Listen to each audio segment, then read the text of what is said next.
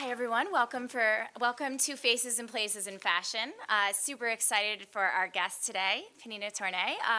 She is the founder and designer of the Pnina Tornai brand. Pnina is also an actress and television personality in Israel and the United States and worldwide, known for starring on TLC's leading bridal reality TV show, Say Yes to the Dress, which airs in more than 140 countries around the globe. This year, Pnina is celebrating 20 years of partnerships with Kleinfeld Bridal, where she sells her spectacular couture gowns and works one-on-one with her brides to create the dress of their dreams. Pnina is Kleinfeld's #1 designer and the only designer to have her own boutique within Kleinfeld. In recent years, Pnina has begun designing a successful collection of bridal rings and fashion jewelry for Jared, and bridal and evening shoes in partnership with Naturalizer. Pnina's unique candor and authenticity in every television appearance have made her a role model for women around the world, and she has become a bridal and lifestyle icon. The Pnina Tornai brand is a family-run business based in Tel Aviv since 1992. Beyond the haute couture dresses Pnina is known for, the bridal fashion lines bearing her name also include the high-end diffusion line Love by Pnina Tornai, as well as P by Pnina Tornai, which offers fashion-forward Pnina gowns at a friendly price for the modern, young-at-heart bride. After years of exclusivity selling her gowns at Kleinfeld Bridal within the United States, in a few short months, Pnina will be offering her Love line and P line collections in the leading bridal salons across the country. Pnina is always seeking new ways to empower women around the world and make dreams come true. Thank you so much for being here.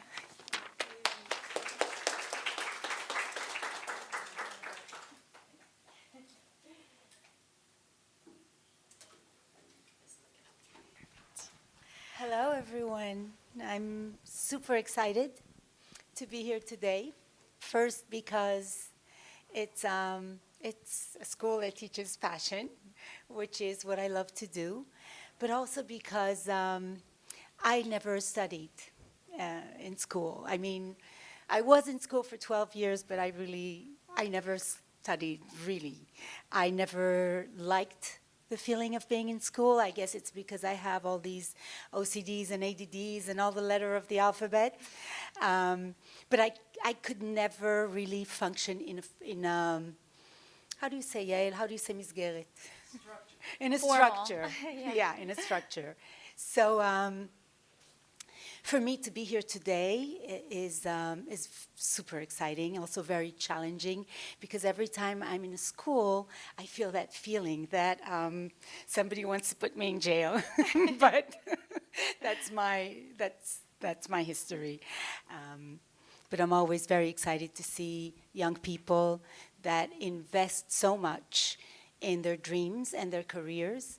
And one of my I would say one of the things that I promised myself when I started doing what I'm doing is that I will always be there for those who might need guidance or, or advice or tips or jobs in the future.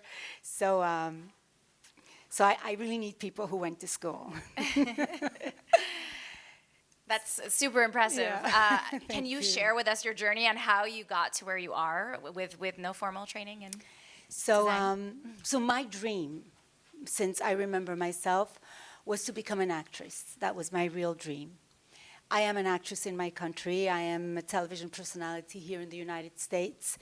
But acting for me was really the dream. I was so sure that I would become an actress and only that when we had to learn history or math or whatever, I would look at the books and say, but I'm never going to need this really for my acting career. So maybe I shouldn't, maybe I should skip. But I believe that in life we all have a dream, for sure. But more than that, I really believe that we all have a calling. And sometimes our calling is our dream, or our dream is our calling, and sometimes it's not. So my calling is definitely, now I can say after 30 years of a career, that my calling was to work with women. And this career started at one of the most challenging phases of my life, where I had survived an abusive marriage, and my son was taken away from me, and I had no profession because I didn't learn in school. See, so I just, the only thing I knew how to do was really dress my friends and dress people and give like fashion tips to everyone around me. And I always had a great taste in fashion. So I started this little business, and I sold dresses that I imported from Paris. And then one night I had this dream.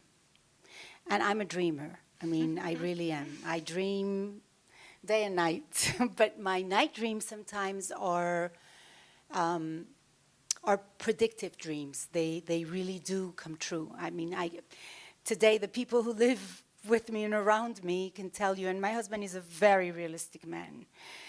The beginning of our marriage, he would never take me seriously or my dreams seriously until I dreamt 3 days before the World Center was attacked. I dreamt that it would happen, and I dreamt exactly how it would happen. Gosh. And when it happened, I remember David looking at me.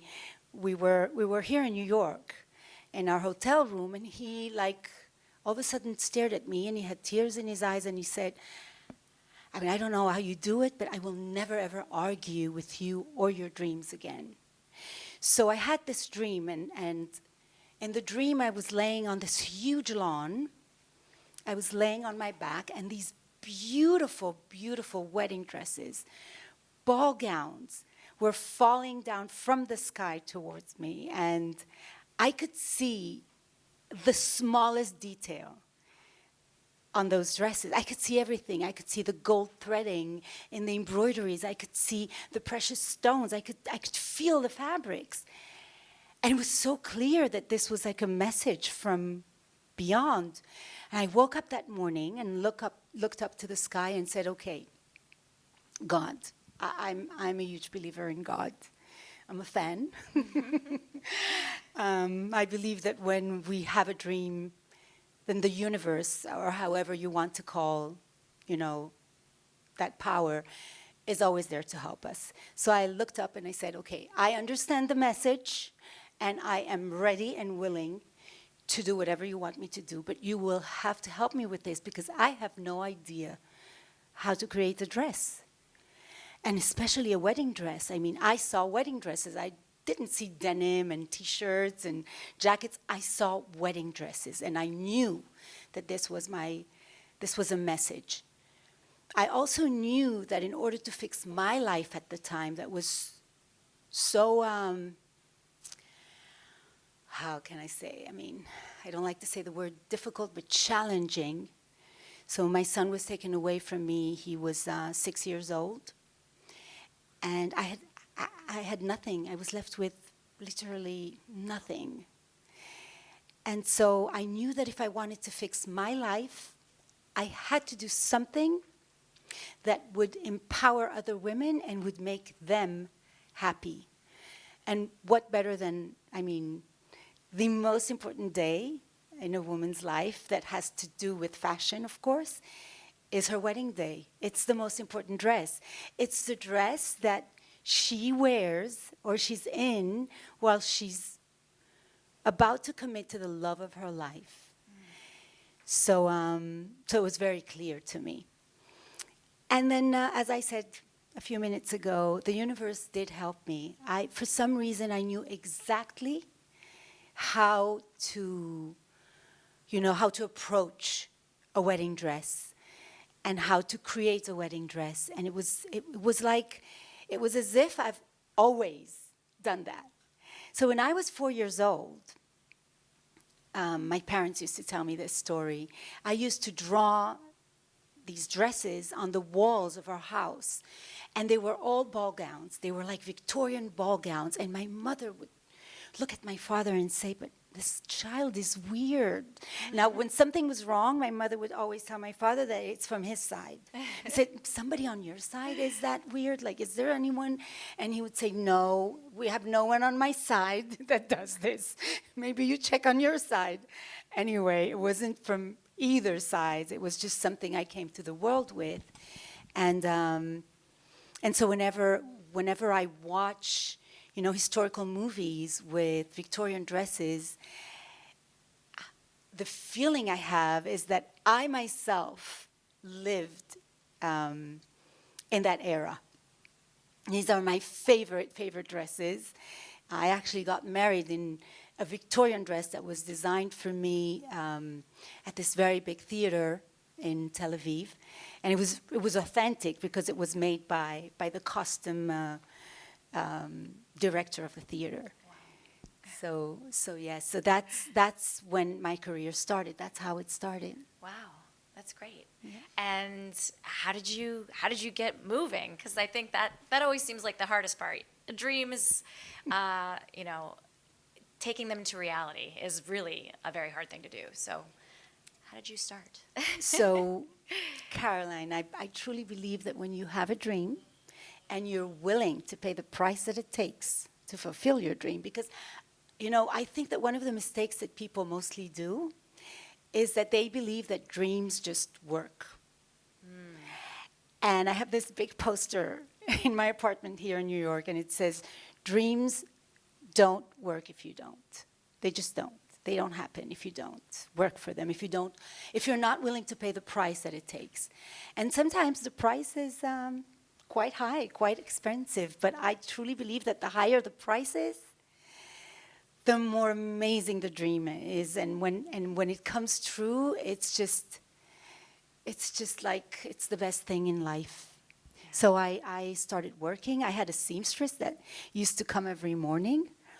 And I would cut the dresses at night. I would just, from patterns that I had a pattern maker who helped me make them, because pattern making is a profession.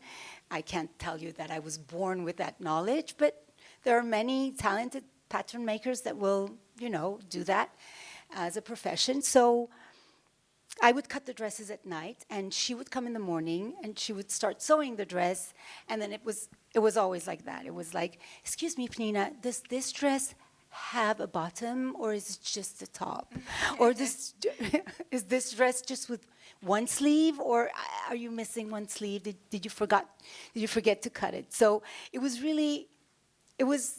I did with how I could, yeah. And it just became like, it was amazing, because so when you are serving the universe by paying the price that your dream requests, you really get the help. Yeah. And I got all the help. Wow. Always. So you started by making one-on-one dresses. One-on-one, always. And I'm still, my spécialité, if I can say that in French, is to create a one-of-a-kind.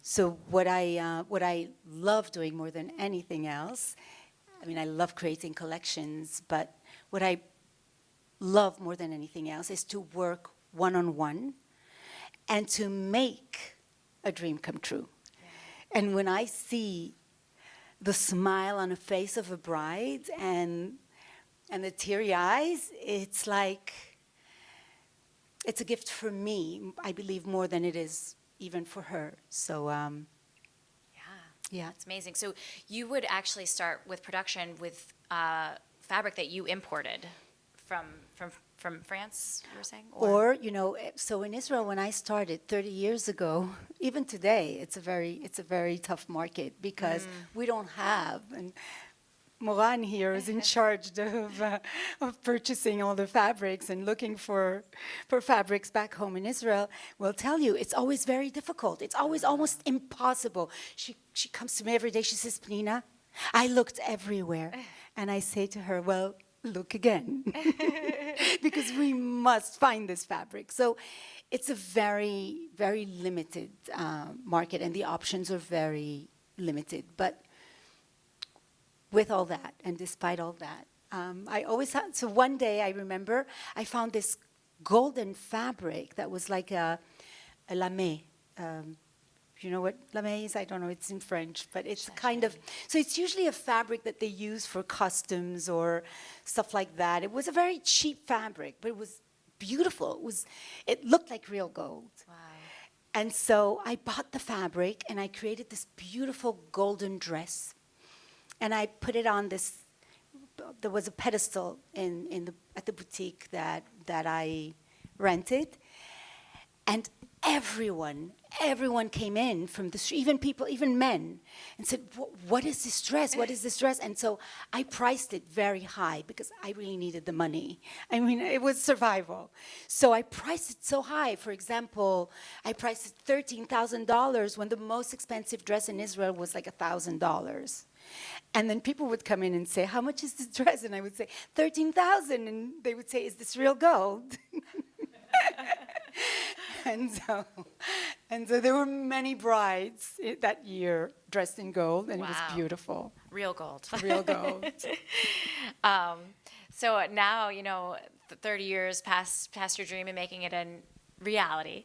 What do you feel like is the hardest part about running your empire? Because you've grown into something so much bigger than the one-on-one dresses back then. Yes, much bigger, thank God. But so I truly don't believe in hard. I never use that word. Nothing is really hard. It's challenging. And challenges are always here to bring us to the next level and to make us better. I think that, finances are always challenging.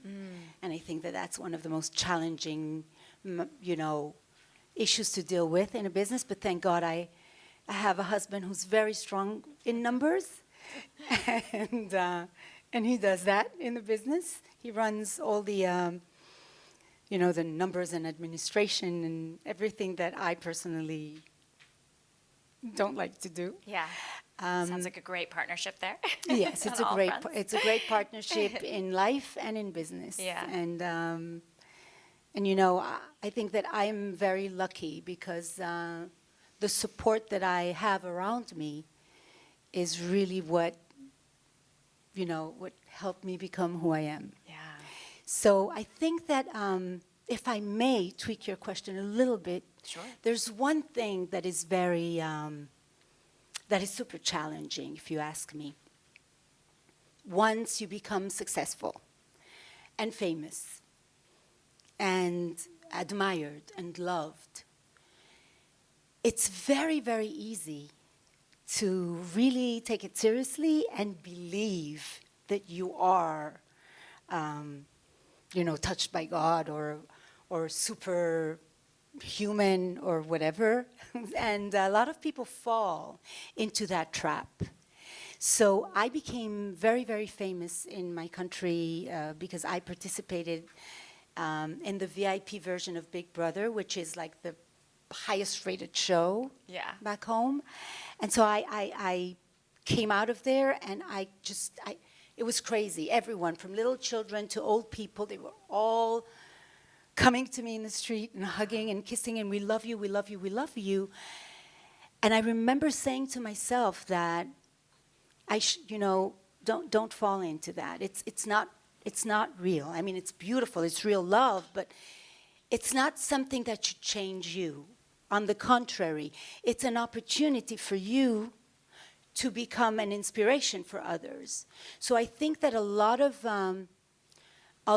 people that make it and become successful and famous, that might be the biggest challenge, to stay grounded and to understand that you're the lucky one. I mean, you are lucky because you can now pay it forward. It's not for you. It's not something that is about you and how wonderful and amazing and great and talented you are. Not at all. It's just because you're here because you have a message, because you can help others, because you can guide others. And that, I think, is something that I'm sure you all are going to be very successful and very famous. And that's my blessing to you all. But just remember that you once heard me say that. And be careful, because it's very tempting. To let it go to your head. Yes, very, very easily. Yeah. And a lot of See that. people, and a lot of stars, and a lot of people just lose their lives because of it. Yeah. Because it can play a bad turn on you. Yeah, yeah. Well, so we were talking as we were walking in about your show that you're putting on Thursday, and wondering what that process is like, you know, especially for budding designers in the room who might want to do one themselves one day. Yes. That's a tough thing. I Yeah. mean, so whenever my dresses start walking the runway, the feeling that I have, so I'm behind the scenes, and I'm always in tears, and I'm always like, it's like a roller coaster. The feeling that I have is that I am walking naked on the runway. That's the feeling. And when I say naked, I don't mean naked. I mean naked that you can see my whole life in these dresses. You can see my whole life in these creations. And the tough thing is you ask yourself all the time, did I do right? Is this the right collection? Are these the right dresses? Are the dresses that are going to make so many brides happy? So it's tough. It's a tough project, first of all, while you're working on the dresses. And I always have 6 weeks, Yael? So Yael is an FIT. Alumni, yes. Alumni of FIT. I just learned the word today. Alumni. And Christina is also an alumni. So I have 2 beautiful alumni on my team. And Yael is my creative director. Michal is my head of operations. They work in the same office. And so Yael is, very, very meticulous, and she has, how do you call that Excel thing that you have? Many spreadsheets. She loves, if I come in the morning and sneeze, there's a spreadsheet. Pnina sneezed at 8:15.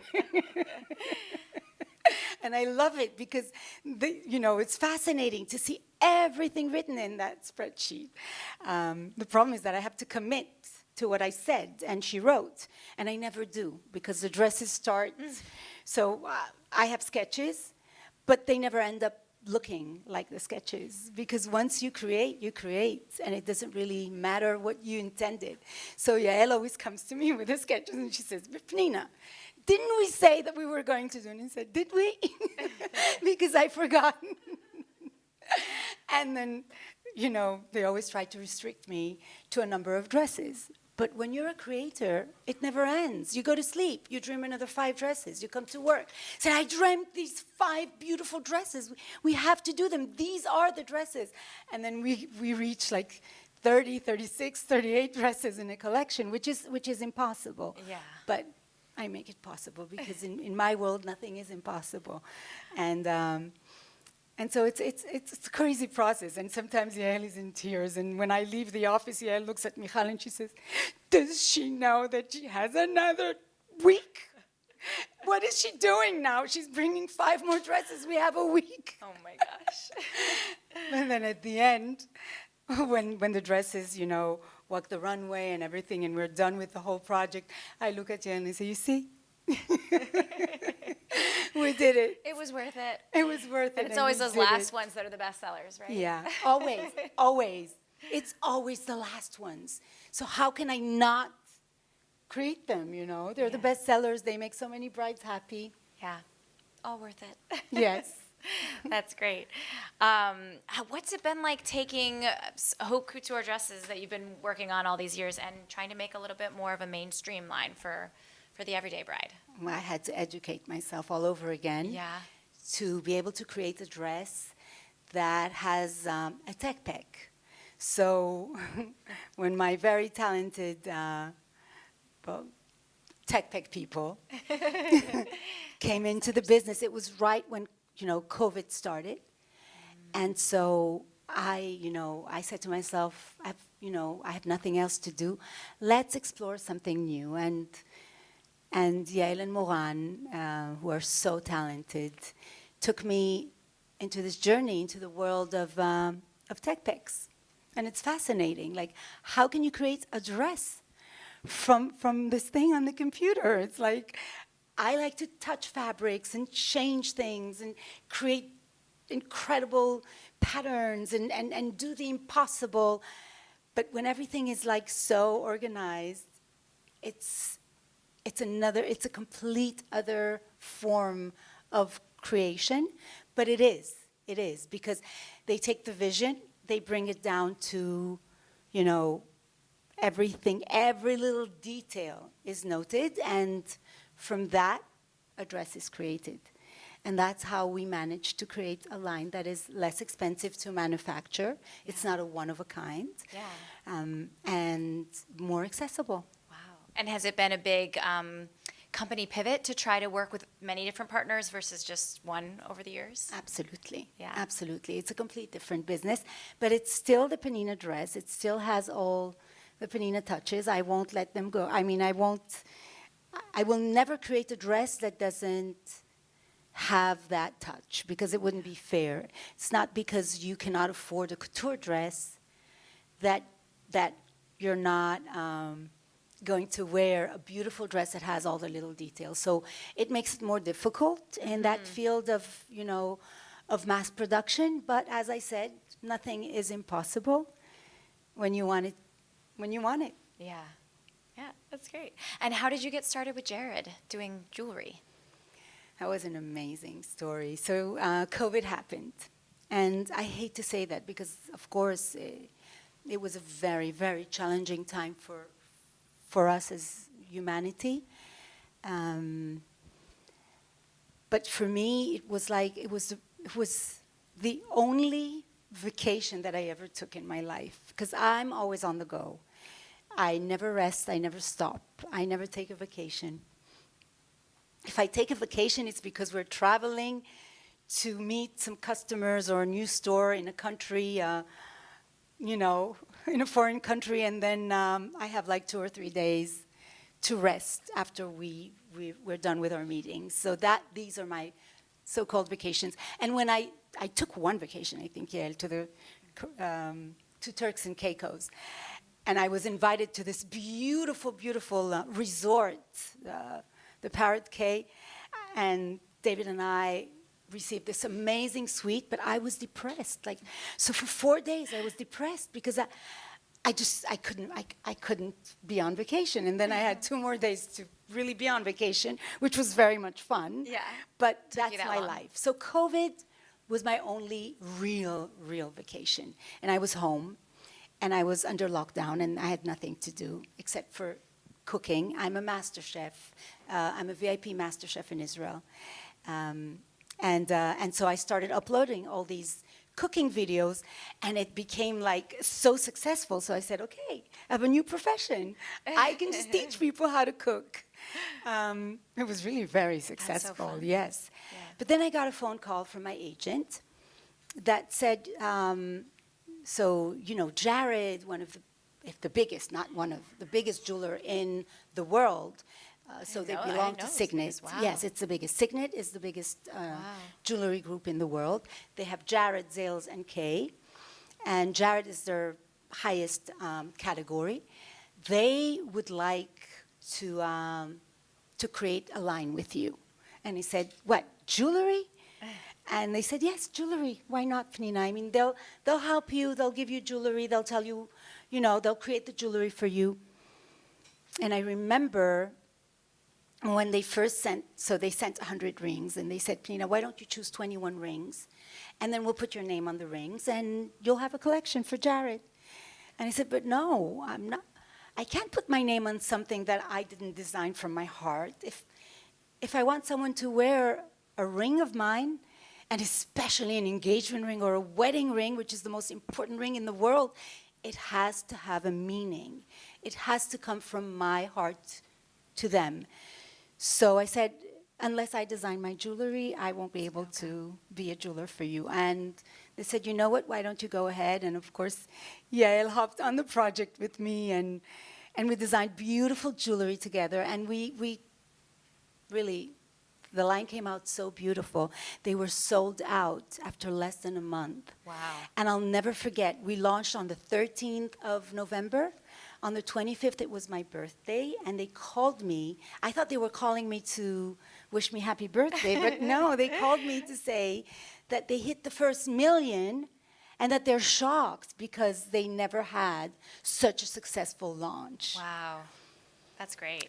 And this is And 2020, so correct? This is 2020, and so my Happy best birthday. friend Michal, who is my head of operations, who is always there to help me do the impossible possible.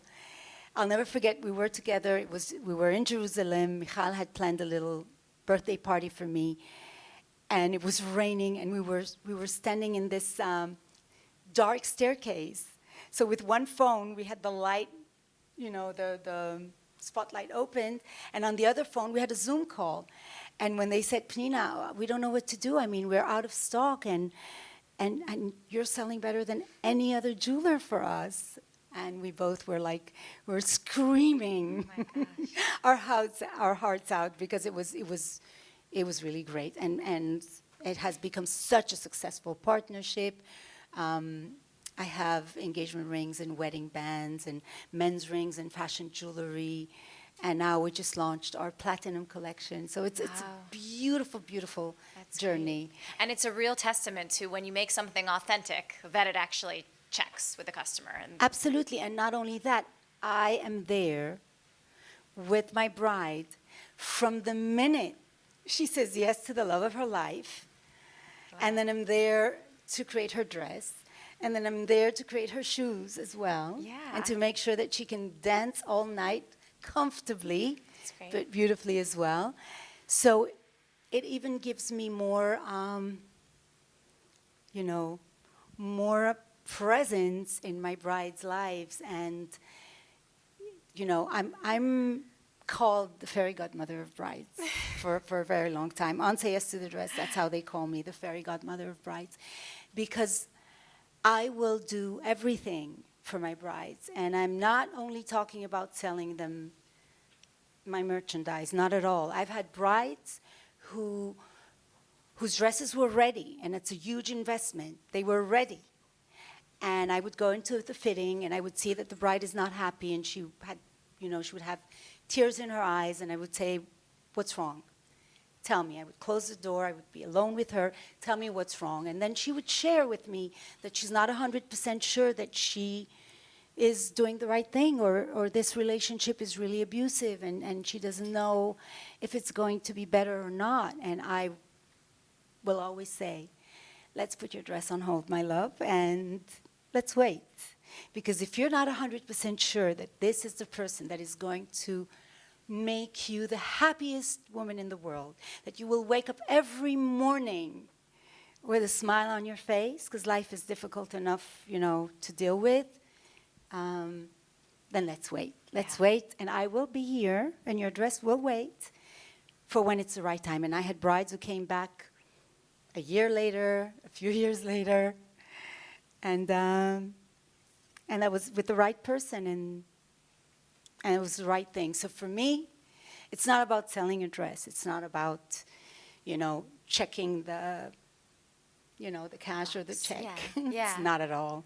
It's about being there for women at one of their most vulnerable time in life, where sometimes they cannot talk to their parents about it, or to the person that they're about to commit to, for life. And they need someone who has enough experience and is there to listen and to guide and to help. And I think, so Kim is the director of my boutique together with Ali at Kleinfeld. Kimmy. So you see, my girls and I, we're a very special group, because it's not really, it's not the boss, and it's not. We're really, really, really very, very close. I help them, how do you call that? To swipe on, swiping. I'm always, no, he's not for you. No, it's not the right one. And I swipe for them when it's the right one. We go out together. We have sleepovers together. We are true friends. That's great. Because that's how I see it. I think that creating, in order to be able to create, you have to be free. You cannot be restricted to all kinds of, rules. There are rules. When I get angry, but no. But it's really, you have to feel loved. You have to feel free. You have to feel, accepted as you are. So yes, and so Kim helps me a lot. Kim and Ali help me a lot when it comes to serving our brides and helping them choose their dream dresses and helping them, through the journey. A roller coaster. Yes, the roller coaster. How many people are on your team total? So back home, I have around 30. Wow. We have a beautiful workshop in the Ukraine. Wow. There's like a little village where I think every woman in that village works. Oh my In our gosh. workshop. We have another factory in the Ukraine that works for us almost exclusively. We have another factory in Thailand. We have a factory in Poland. And so it's a lot of team. I can't tell you I've counted them all. Yeah. But in Israel, we have 30 here. I have Ali, Kim, and Christina. Yael goes back and forth. Michal is always, David is traveling with me, and then Michal, they babysit me when I'm here, because I'm always here for 6 weeks, and I can't sleep alone. I'm sorry, I just can't sleep alone. So David does half of the time with me, and Michal does the other half. But it's a beautiful, beautiful team. Yeah, that's fun. Real family. Yes, sounds it is family. Yeah. Talk for yourselves, girls. They'll think I told you to stay silent.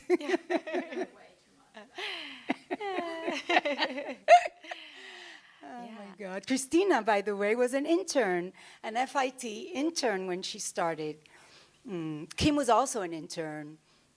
How have you found your experience at FIT to prepare you for this line of work? It was great. I'll be honest, I did not end up doing what my major was, but I think just having the industry experience and being pushed into the real world, like from the beginning, was the most helpful.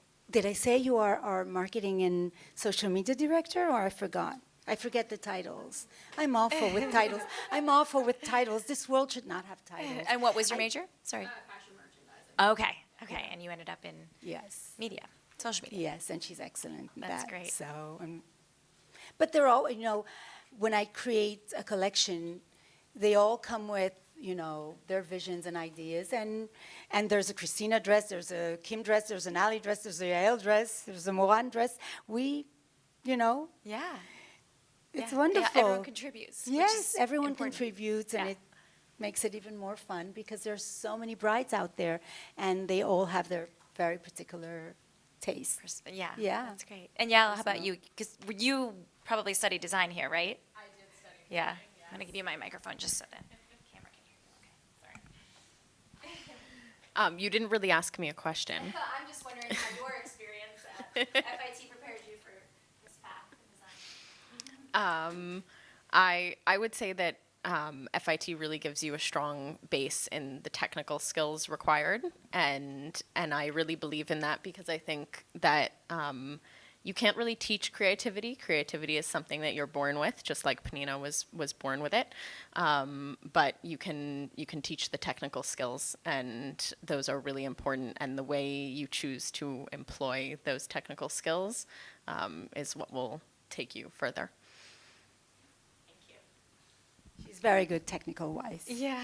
That's And- good. As And the Excel thing. the Excel, I love that you have brought up the Excel for the designer on your team because we just last week talked about how important it can So be and how helpful it can be, even if you're a creative person, to Yes. kind of keep you organized. Absolutely. My life is so much easier with the Excels. I'm being very honest with you now, although I change them like every day, but still it really helps because it focuses you, or at least, I did change.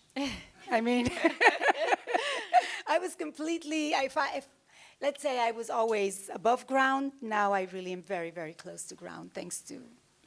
Just floating. Your grounding Yeah. team. Yeah. Yes. I love that. No, you touched on your shoe collection. How did that come to be? Wonderful. I mean, Yeah. I really felt that I was designing for Cinderella. Yeah. Yeah, That's with that intention. I wanted my shoe to find its princess. Yeah. So it was really wonderful. And Naturalizer is an amazing company because they're focused on comfort. Right. And so because I am very, very petite, I think I'm 5 Wow. feet. 8 feet, I know. You must be wearing some 5 crazy feet. heels. Yeah, so these are not my heels, my love. Oh These my are my gosh. extensions. Wow. Yeah, I live in them. I sleep in them. And so I know what it feels to feel uncomfortable. I mean, I know. It's a nightmare. When your feet are not happy, you are not happy. And Naturalizer explained to me that they have this technology that makes sure that the tip of your toes are connected to your brain. And they are the ones to signalize your brain whether you're happy or not. Oh. So I came up with this slogan immediately. I said, the smile on your face starts at the tips of your toes, which is the slogan for my collection. I love that. And it's real and it's true, and they have a wonderful technology. And so to be able to offer a bride an accessible pair of shoes, because the price point goes up to $300, $320. Which is really And they reasonable. are gorgeous. Yeah. Not because I designed them, but really they are. Yeah. And they have a message of love. Each shoe has a message of love on the sole. So it says, you, me, and the life we create together, dance me till the end of time. Two souls become one.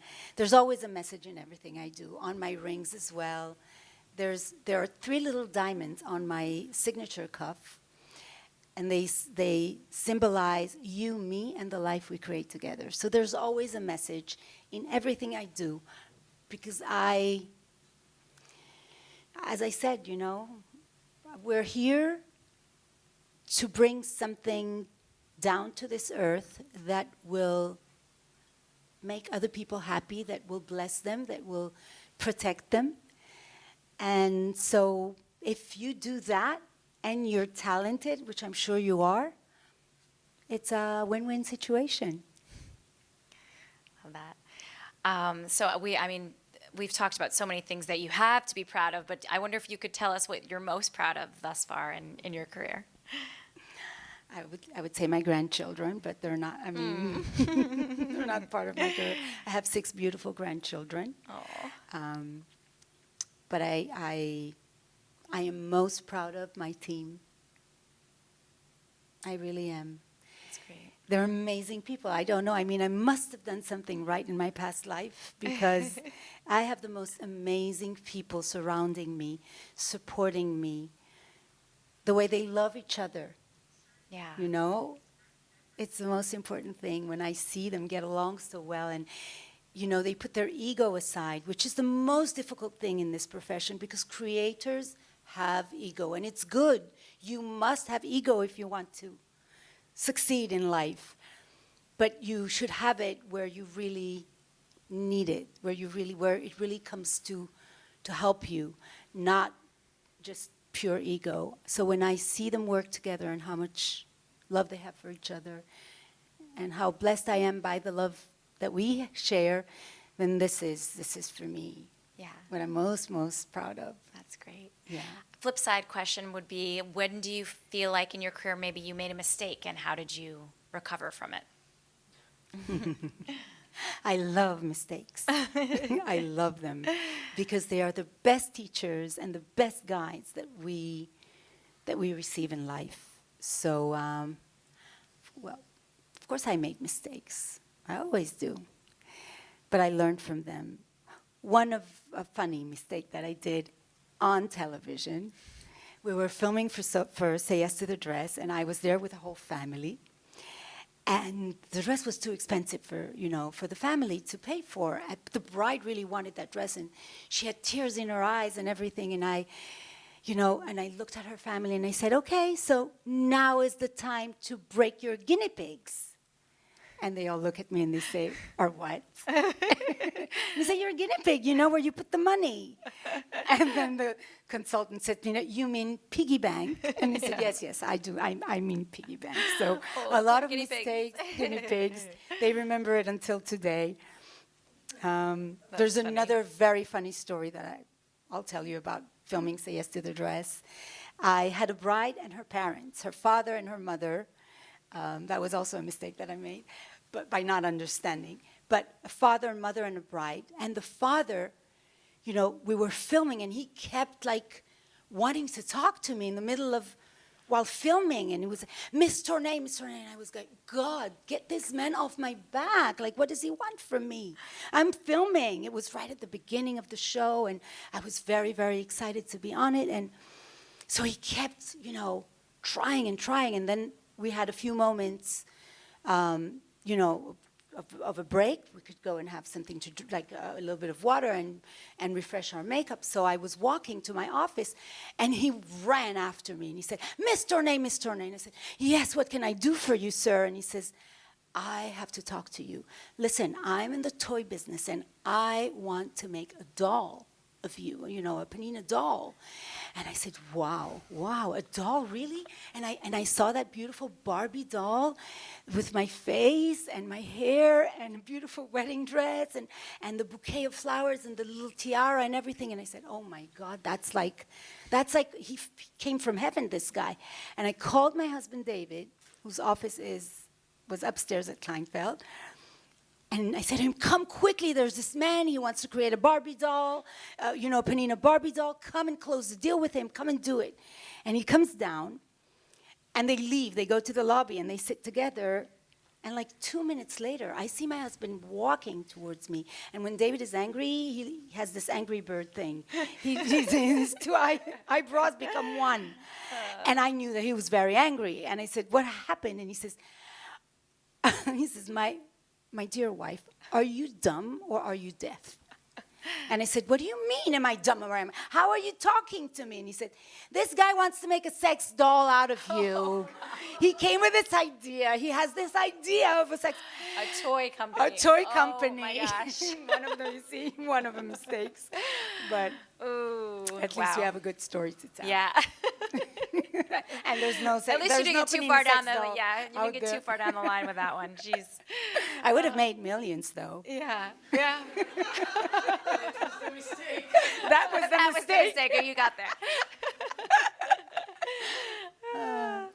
Well, who is the most interesting person you've met? If we're putting that man towards the bottom, but in your career. Wow, so many. I really do. I meet interesting people every day. It's amazing, the interactions. But I had, not recently, really, recently I had a bride who had a terrible accident in a gym. This huge machine fell on her and paralyzed her from head to toe. And her dream was to wear a Pnina dress. So she came to Kleinfeld, and we had this special, we prepared this special bed, for her to lay on while we were dressing her in the dress that she wanted to wear. And this woman was so inspiring, full of life. She was so happy, to just, have the privilege of getting married to the love of her life. And she gave me, she really changed a lot of things that I needed to change in my life. Yeah. Wow. That's inspiring. Yes, very. But so many. I met with Obama's right hand because I dressed his fiancée. She was a beautiful, beautiful bride.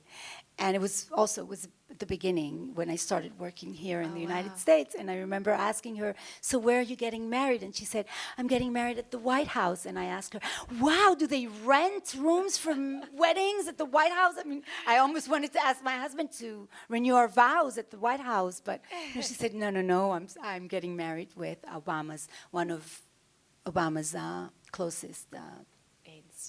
aides. And so her husband was waiting in the lobby, and I asked to meet with him, and Wow. you know. And asked to be invited to the wedding. Oh, I don't think I think I need to come that day and dress you. I'm just pretty sure I Yes, need to be there. I have to open your train when you walk down the aisle. Yeah. Oh my gosh. How do you get started with designing? And is there anything that you use as an inspiration that you keep going back to find your new trends or ideas? No, my love. I'm sorry to Your disappoint dreams. you. I just see the dresses. I just see the dresses. I can see them everywhere. I can see them if I'm. I love historical movies. I love all the, the crown and the duchess and the empress and the. I can sit for hours and watch these movies with these beautiful dresses. I love. I just love everything that's beautiful, and I can walk in the street and see, someone wearing something very, very special that attracts my eye, and I can take my inspiration from there and bring it into the bridal world. Again, as I said, when you're open to receiving what the universe has to offer, then it becomes so effortless. It just happens. It just comes to you. All you need to do is grab it and be thankful for it. So that's one thing there's not a day that I don't start my day, with thanking for everything. Just thanking, because nothing is to be taken for granted. And this world is going through a very tough time. And there's a lot of suffering. There's a lot of hate.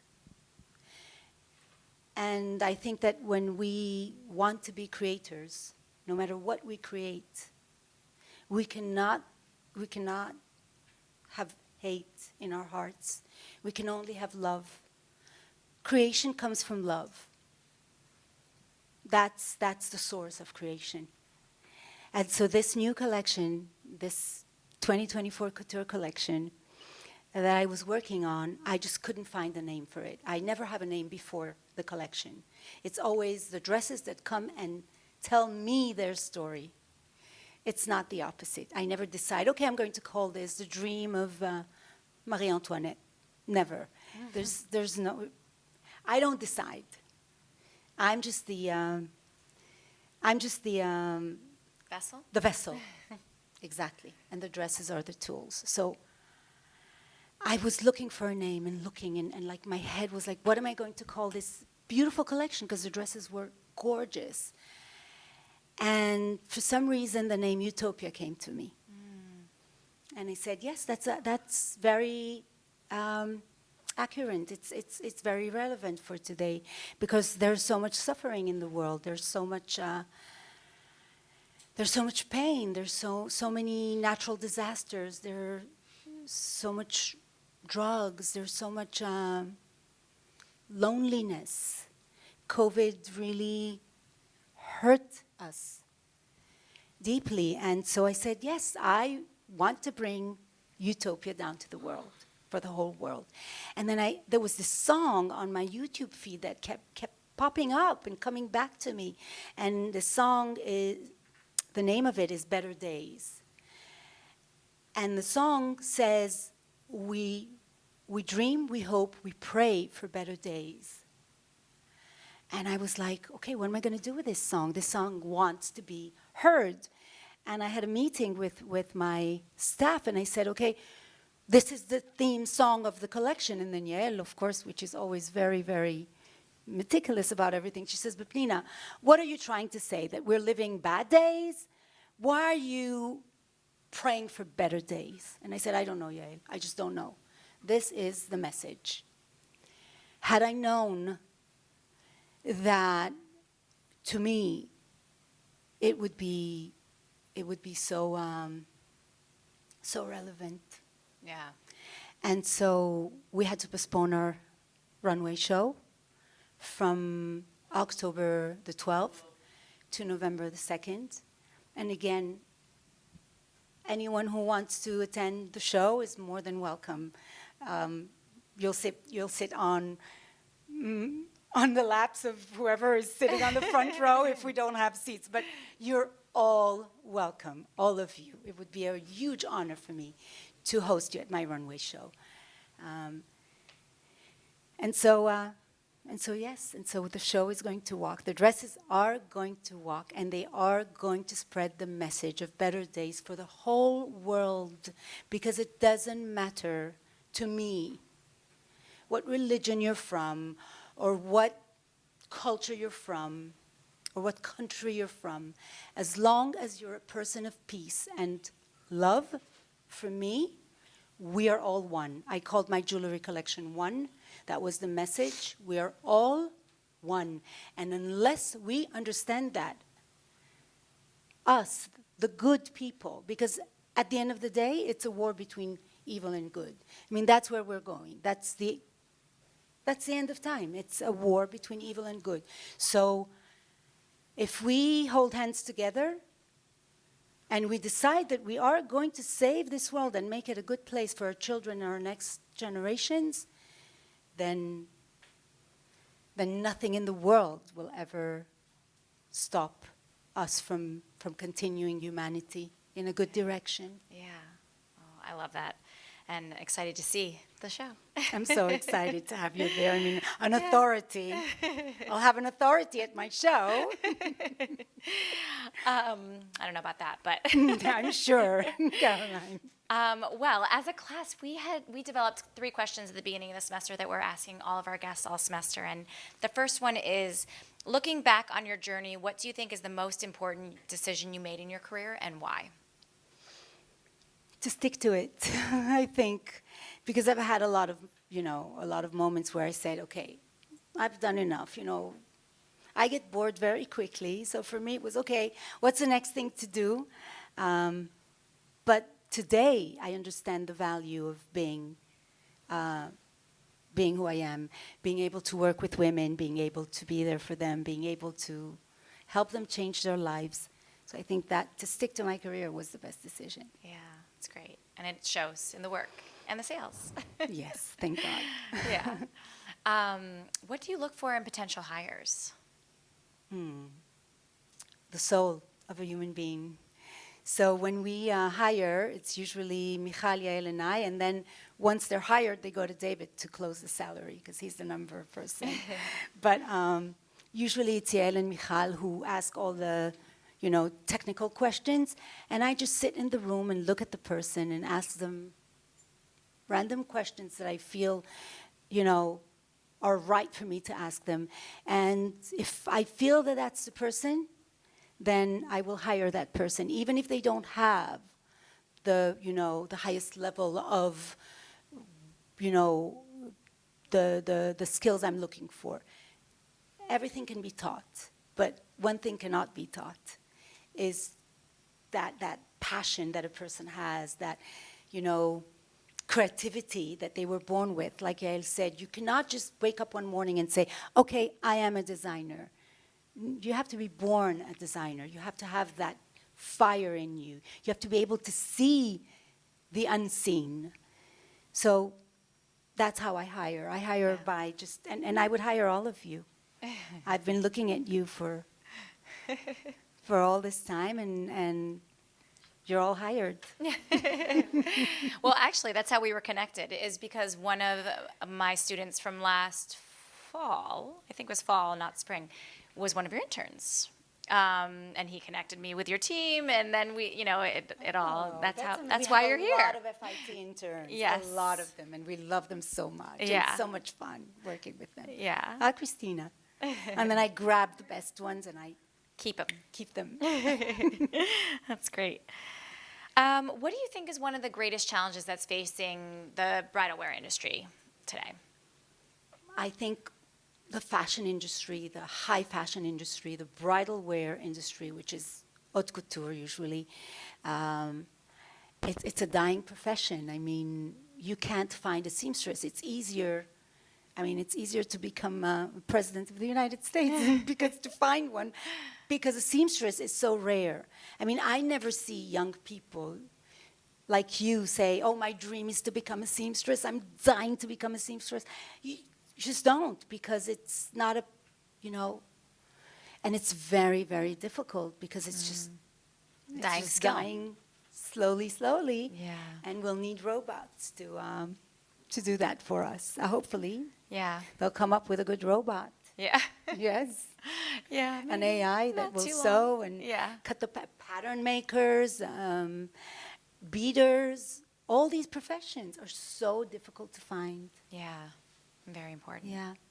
Thank you. That's great. I could go on and on. I definitely skipped over a bunch of questions, but I know there are a lot in the audience, so I want to make sure I give proper time for people And to please ask. feel free to ask me anything. I am not afraid of questions, and if I don't have an answer, I will say that I just don't have the answer.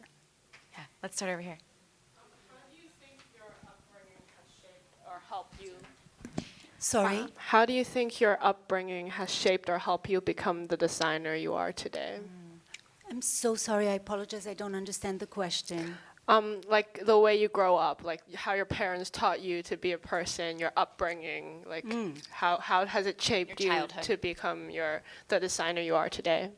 That's a very, very good question because, so my mother always, because she wanted me to be successful and she knew that I wasn't really good at school and I didn't want to study and she wanted to scare me so that I would study, she would say, you know, you're going to be nothing. You're not going to do anything in your life and you won't have a way to, you know, support yourself and your life is going to be horrible. And the truth is that I wanted to prove to her that I was going to become something, that I went all the way and I gave everything I had. And she's in heaven now, but she was very, very proud of me at the end. So that I think really gave me a big push, if this is the right answer for your question, my love. It was a motivation. Yes, Yeah. big motivation. Yeah. Yes. Love it. Can you just say your name before? My name's Isabel. Isabel. Oh, thanks. If everyone can make sure you speak into the microphone, that'd be Yeah. great. You said you were influenced a lot by costume design. Would you ever consider, or have you ever considered going into film and TV and costume design yourself? I did design once a theater show back in Israel, and I was nominated for the Oscars for the costumes. Of course, I didn't get it because the industry deserves it. You know, they work at that. That was like a one-time thing for me. It was amazing. It was amazing. It was a show about, they took all the fairy tales and created one show from all the fairy tales. So for me, as the fairy godmother that I am in my nature, it was like partying every day. I dressed the men and I dressed the women, the actors and the actresses, and it was so amazing. But it's not for me. It's very, very challenging. Yeah. Yeah, more than bridal. What was the show called? It was called Everything is a Fairy Tale. Everything is a fairy tale. It was beautiful. And that's how I met my friend Michal, whose ex-husband was one of the leading actors on that show. I don't know if you watched the show Fauda, but he's one of the leading actors in Fauda as well. So he's one of the biggest actors in Israel, and that's how I met her. See? Wow. So something good So it's came out good of fate, it. yes. Something good. Yeah. Wow. And was this before you were already doing bridal, or I was doing bridal. Or you were already working. Of course, in I was there, yeah. already in the fairy tale world. Got it. By doing bridal. Bridal is Yeah. fairy tale. I mean, really. Yes. I love it. Well, it's actually interesting because we've talked about that in this class, how costume designers are really designing for one person in mind, whereas most designers are designing for the masses. But in your line of work, a lot of your dresses you're designing for one specific For person. one specific so person. Kind of has a synergy there. Made to their measurements. So Yeah. yeah. So it's really a one of a kind every time. Absolutely. Thank you. Let's. Oh, okay. Hi, my name is Ainsley. You mentioned earlier that you were a woman of faith and how that grounds you in your life and in your career. Is there any ritual that you do before you start designing? Like you said that your dreams and everything. So I don't know if that Yeah. impacts you at all. Yes, there is. So every time I start sketching, there's always 3 little letters that I put on the right side of the page of the sheet, and it symbolizes with the help of God, because nothing is really mine. I just bring it down here. That's all I do. And so without His help, I wouldn't be able to do it. So that's my ritual. Thanks. He's running the mic, but we do have one up here as well. So, thank you. Hi, my name is Aidana. My question is, what do you think is the most timeless silhouette for the wedding dress? And what is the most favorite dress that you ever made? If What you is have the one. most Favorite dress? favorite dress? Okay. So timeless ball gown. I mean, so I didn't tell you this, but I'm married for the 3rd time, but 3rd time a charm. I mean, it's done. And I found the best. And unless he leaves, I'm sticking to this. But I would wear a ball gown again and again and again and again. They excite me. I just they fascinate me, ball gowns. And one of my, I think the most iconic dress is a ball gown from satin, and it has ruching on the corset, and it has that beautiful beading that comes to the center and to the join line and all around the neckline. That dress really, I mean, it's still with me, and it's been 20 years since I designed it. So 20 years. Wow. Yeah. It's like a dress that doesn't tell its Yeah. age. You No, know, no, just like when me. you look at the picture. Yeah, exactly. I'm 61 in November. Oh It's my okay, gosh! I just said it. Wow. That's it. It's good to say it, because then you know. Yes, my love. You wanted to ask something?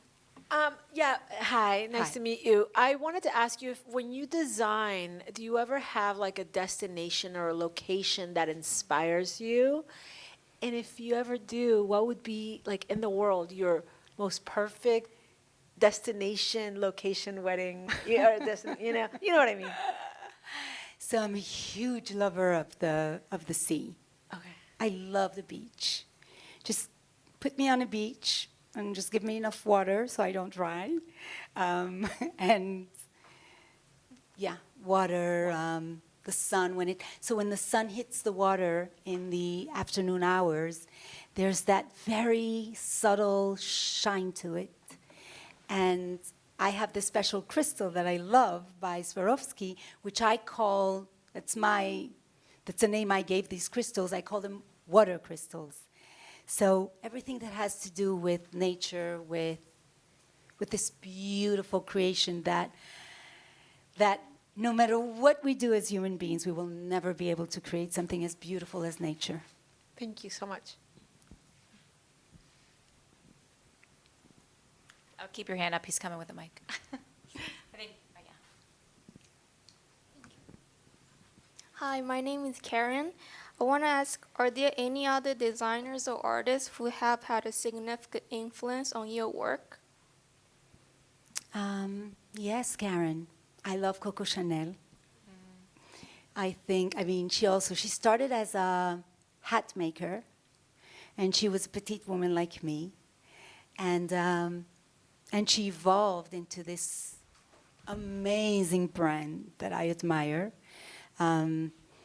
I love Thierry Mugler. I think he's one of the most talented designers this world has ever seen. Of course, Dior and Givenchy.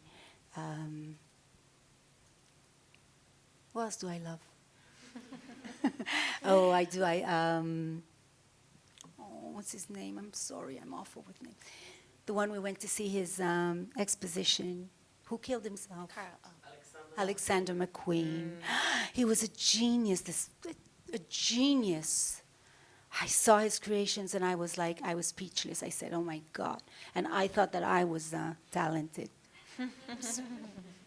Thank you. Yeah. We're gonna just pass it. Yeah. Hi, I'm Serena. So obviously, like a wedding gown is like it has such great like emotional value for the bride. So while designing a collection, does this thought that like it is so important to someone, like does that affect the way you design, or do you feel that maybe it limits you in your design, or I don't know.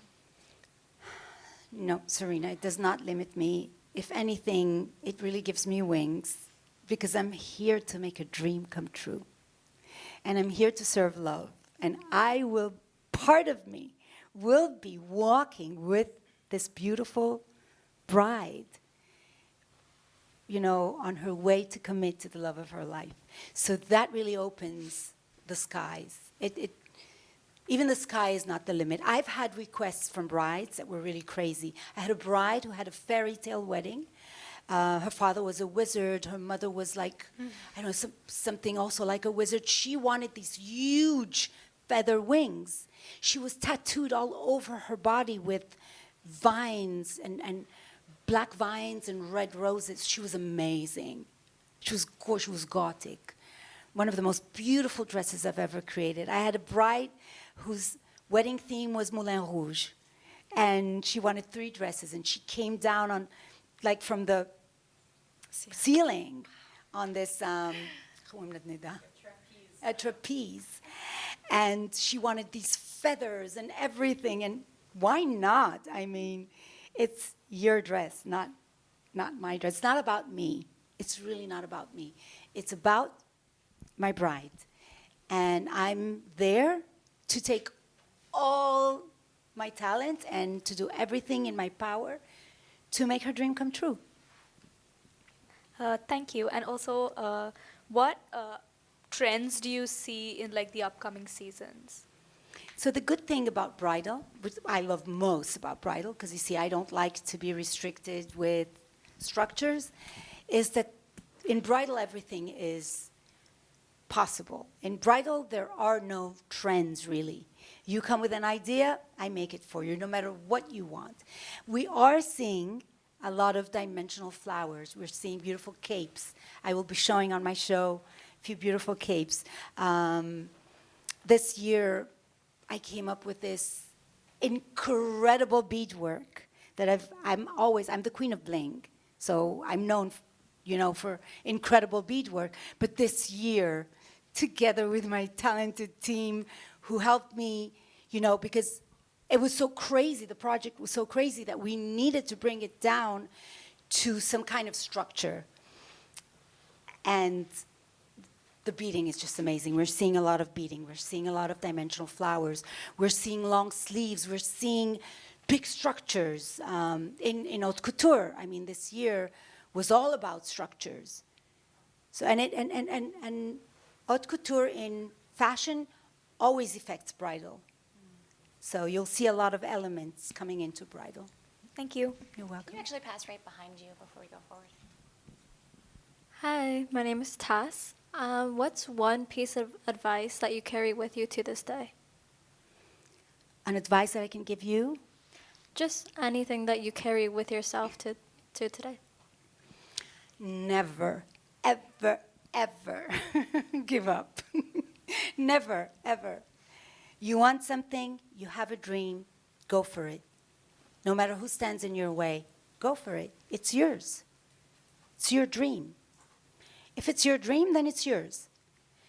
Do it, believe in yourself, be true to yourself and only to yourself. Don't fall into the trap of pleasing anyone. Please yourself and go straight to your goal. Don't look right, don't look left. Thank you. You're welcome, my love. And if you need any help with that, come to me. Hello, I'm Ananya. And I had a question. When you initially started, Since it is haute couture, I mean, it is all very expensive and extensive, every single thing that you put into the dress. So what was your experience like? Which one did you go for? Did you go for something more lighter because maybe initially you didn't have the means to go for something that was that extensive? Or did you choose to go all out and extravagant and, just out there for your entire collection? Which one did you choose? How do I look to you, my love? The second. Do I look simple or extravagant? Extravagant. So I sold everything I had. Everything, all my jewelry, all my clothes, everything I had. I was very lucky because I rented this boutique from this old man who, who would come every month to collect, the rent. And then one month he came and I said, I have to close because I can't pay you. I just can't pay you anymore. And he looked at me and said, well, that's okay. You stay here and you do what you do. One day you'll be able to pay me. And I was very lucky. He was an angel from God. So I stayed. And, it happened quite overnight. I became very, very successful. And I paid him. So always extravagant. Always think big. Don't think small. Do not compromise. Whatever it takes. Thank you. And you're very beautiful. Hi, my name is Amanda. I wanted to ask if there's any specific elements that you have to include into your collections or your designs. What makes a dress a Pnina Tornai dress? That's a very good question. It needs a structure. I'm very, very, very meticulous about the structure. I think that the base of the dress is what really makes the dress perfect. I love fabrics. Until today, my husband comes to me and he says, we have a lot of this fabric in the warehouse. Can you use it? Because we're going to have to throw it. So I buy a lot of fabric. I'm obsessed with fabric. And that, by the way, is one of the the most dangerous things for designers, because we all love fabric. Mm-hmm. And we just buy them because we love them. And that takes away the money. And then you cannot be, over the top. So be very careful. Think twice, 3 times before you purchase. It will always be there. Don't let them tell you, oh, we don't have any more in stock. There'll be something else waiting for you. So I love beautiful fabrics. Beading. I love beading. My girls have to tie my hands when a dress is ready. Danielle will say, but you said that this dress was not going to have any beading on it. I said, yes, I did, but it's begging me for beading. So beading. And a lot of love and attention. Because believe it or not, the person who's going to come into your store or will be looking for their dress, I know it might sound crazy to some of you, but they will feel the love. They will come to you because there's this cosmic law that same attracts the same. I believe in this law, this cosmic law, that when you really put pure love into something, you'll get your customer right away. You'll get the customer for it. You'll see it works like 100 out of 100 times. Thank you. You're welcome. More questions here. Hi, my name is Lizzie, and I just wanted to express that I really love the way that you talk. I feel like it really touches the soul. I definitely felt something, and that's because you're sitting right in front of me. I'm sending you all the energy. And my question is, earlier you had talked about different challenging life experiences that you went through. How were you able to overcome that and become the person that you are today? It's a beautiful question, my love. Thank you. I think that these experiences, and especially the tough ones, are the ones who made me who I am. And the parts in me that I live in peace with are these parts. The survivor, the person who turned pain and hurt into love. My mother always used to say about me that I can turn hay to gold, into gold. And she was right. It just wasn't hay and it's not gold, but it's pain into love. And I think that sometimes we're so afraid when something difficult or challenging happens to us, and we're like, but why is it happening to me? And I just learned to embrace the tough moments, the challenging moments. And I can tell you that they're pure gold. Thank you so much. You're welcome. Behind you. Hi, I'm Brianna. You obviously sound very passionate and you seem to have a very close support system, but I was just wondering, as a creative person who has a lot of passion, how do you separate your passion from your personal life and kind of like make time for your actual family? How do you go about that? Rihanna, my love, I don't. I just don't. You can ask my husband. In the middle of the night, I can turn on the light because I just dreamt of this dress. And I have a notebook next to my bed. And I will sketch it because if I continue sleeping, it's gone. In the morning, I will never remember what dress it was. Usually, these dresses are my best sellers. So you can't. If you're a real creator, it's who you are. It's your essence. You can't separate it from you. And you just have to learn how to live with it. And those who love you, and if they love you enough, they'll be part of this journey with you. Yes. Hi, my name is Isabel. I know that with working in the fashion industry, it's very easy to get lost in like hustle culture. I mean, you mentioned that you couldn't even get a vacation until COVID hit. So I was wondering if you do anything, like have any rituals for grounding yourself that you could maintain the passion for what you do. Yes. So I do some Pilates. I love cooking. Cooking is my passion. I think that food is a language. I believe it is. And I believe that when you cook with passion and love, those who taste your food go through an incredible experience. It's like ecstasy. I mean, I've never taken ecstasy, but from what I know, it like uplifts you. I love nature, so whenever I have a chance, I like to walk.